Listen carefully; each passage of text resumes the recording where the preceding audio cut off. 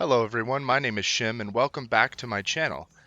With Motorsport 8 coming out in the next couple of days, and with my channel update just coming out a few days earlier, I wanted to make a brief overview of the Forza series for any newcomers to the series and also some of my viewers who maybe lean closer to the hardcore sim side of sim racing. My personal experience with this series has dated all the way back to Forza Motorsport 2, which was actually the first game that introduced me to road racing, and that is one of the big reasons why the Forza series is so near and dear to my heart. Over the years, I've been able to play Forza Motorsport 2, 3, 6, as well as Horizon 1, 3, 4, and 5. Most of my time with this series has actually come from the Horizon side of things, with Horizon 4 and Horizon 5, with most of my time being split up between those two. But I've also been following the coverage for Motorsport 8 for quite a while now, and I'm looking to give you guys a heads up of what we might be able to expect, what we definitely know will be coming, and also some information for those who maybe don't know a lot about the series to get everyone up to speed on what we can expect when Motorsport 8 releases in a few days. Like I said, most of the knowledge that I know comes from that previous experience with the series, as well as some content that's been produced by other YouTube creators like Hoki Hoshi and Super GT with pre-release footage and copies of Motorsport 8. So I'm trying to pool as much of that information as I can together into one place to synthesize that and give that to you guys. Now, I want to go over a few things first of what we can expect, a couple things that may differ from Horizon 5 and Horizon 4, as well as some things that we know will be the same, but just some watchouts to people who may be new to the series. The first of those things I want to discuss is the racing itself and the tracks that we'll be racing on. This will be maybe a big change to anyone who has been involved with the Horizon series over the past few years. Motorsport 8 will not be an open world racing game, and I'm sure most people know that. Motorsport 8 will be dedicated to track racing only. Where the Horizon series has open worlds that are inspired by real life locations and all of the races occur on those roads, Motorsport 8 is going to have dedicated tracks, both home brewed by Turn 10 and also some real life tracks such as Suzuka, Kailami, even one of my favorite tracks ever, Road America. All of those have been confirmed to be in the game. So if you came in expecting to have a bunch of off-road rally races, you're going to be disappointed because most of the racing, if not all of the racing, is going to be on tracks. Currently, I don't believe there are any rally or rallycross circuits in the works, but maybe that'll come later. I know GT7 has done that in the past. One thing that will be similar to Horizon 5 and 4, though, is the number of cars that we'll have access to in Motorsport 8. Currently, they say there's going to be over 500 cars within the game, which is more than enough cars to keep us busy.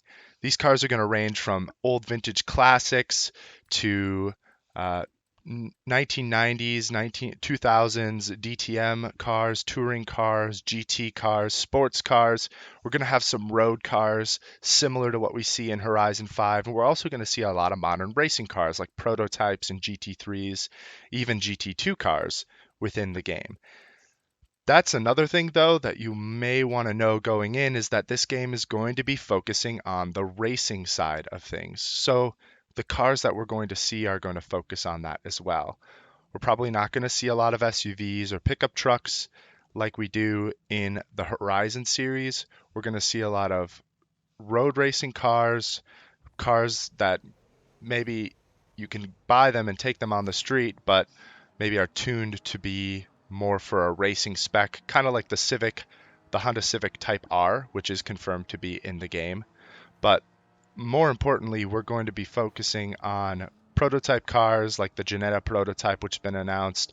Also, the KTM Crossbow GT2 car. Those are the cars that most people are going to want to drive within this game. That's what I'm personally the most excited for.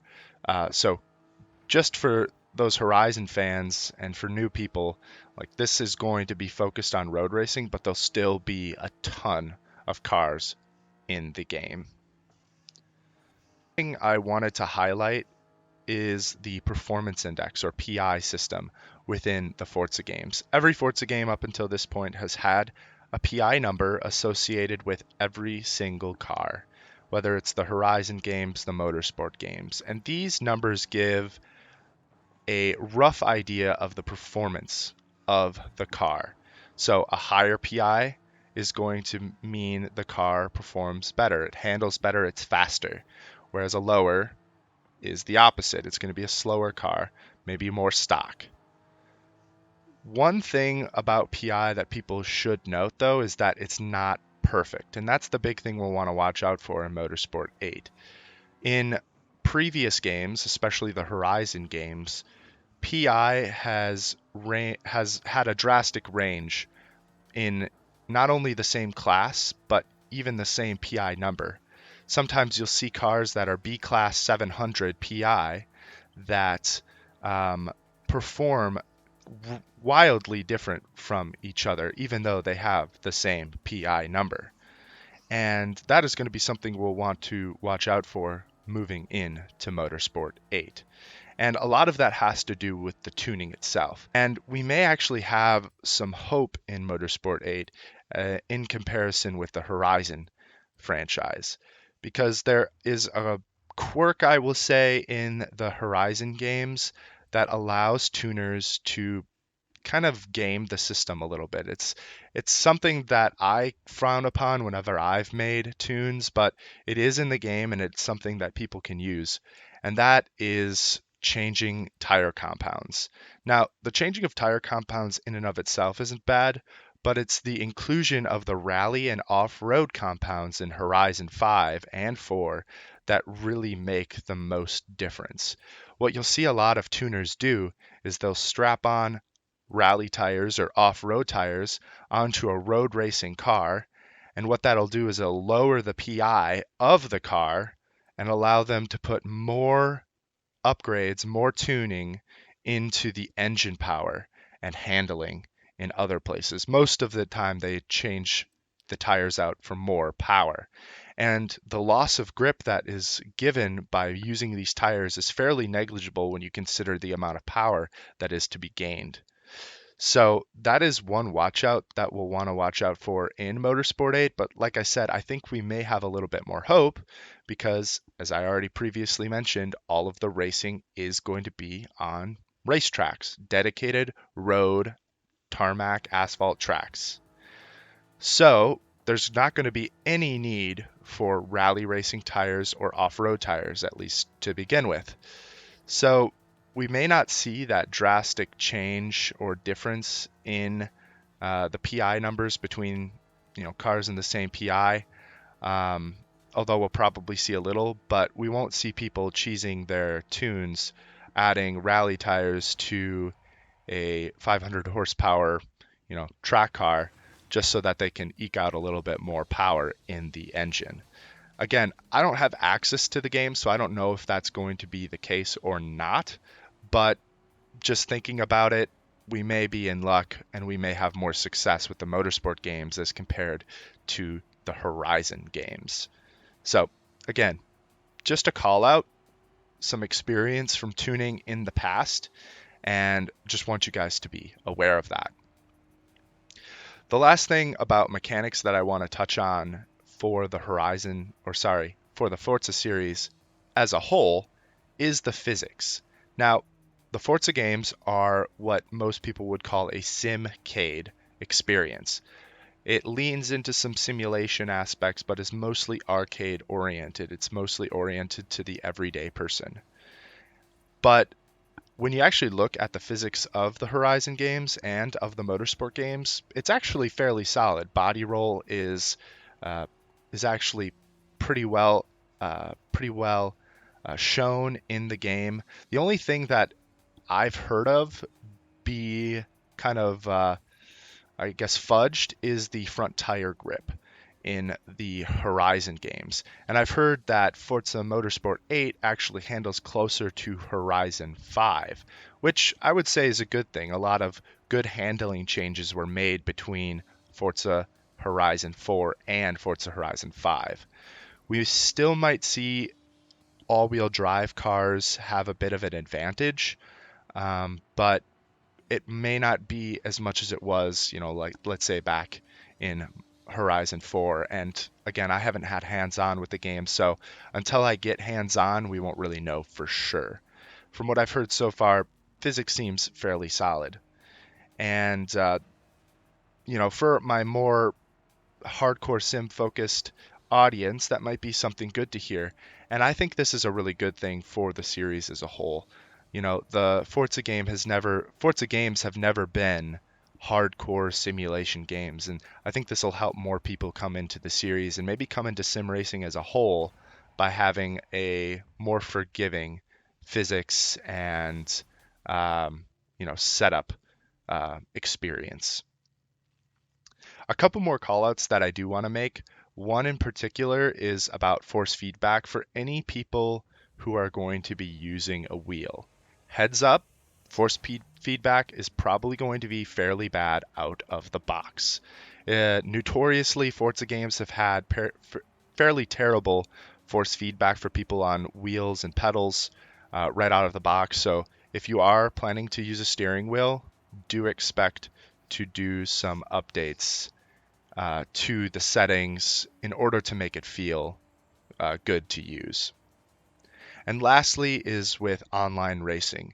The online aspect of Forza is what most people are going to be looking forward to in this game.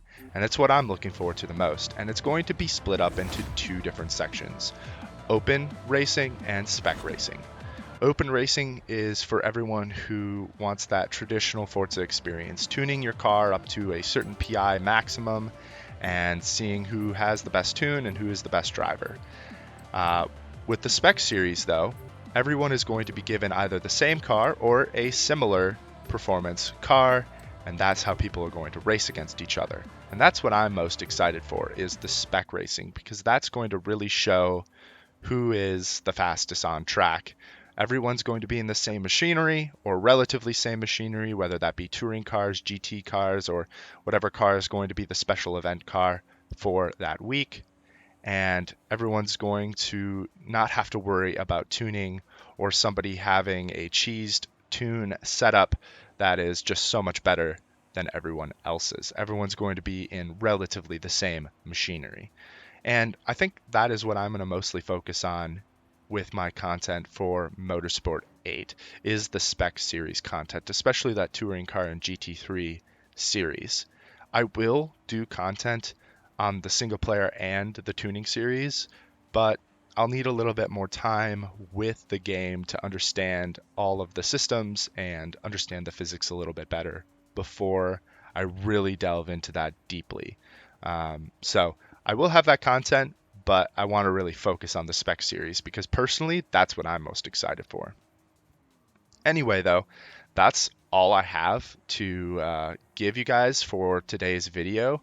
If you guys have any further questions about the Forza series as a whole, or what we can maybe expect for Forza Motorsport 8, be sure to leave a comment and let me know that question. I'll be sure to respond to all the questions that I get in my comment section. And lastly, just thank you so much for tuning in. And I'm really looking forward to Motorsport 8 launching in a few days here. I'm so excited to start bringing content about this game to you guys. And I'm really excited to see where this journey takes us. Anyway, that's all I've got. Thank you for tuning in and have a wonderful day. Peace.